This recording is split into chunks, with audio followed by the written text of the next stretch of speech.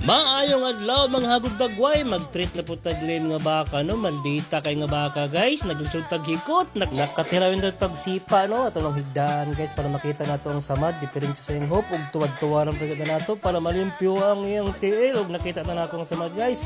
Naay nalubong nga gamay nga bato, so ang tawag ana dili bato kun dili bato. Ato lang ang tambalan og titravit guys aron walang infection sa tiil no, ato nang pilitan og Wonder sapatos, ang Wonder bakya ng New Zealand, so atong pilitan guys.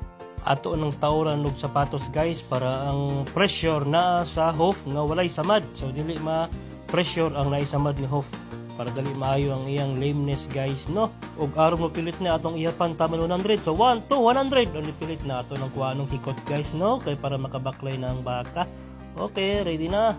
Fight Blaster. Okay, ato siyang gitreat og October 6. So, ato itong ipabaklay guys na bit. Baklay Miss Universe. Bye-bye!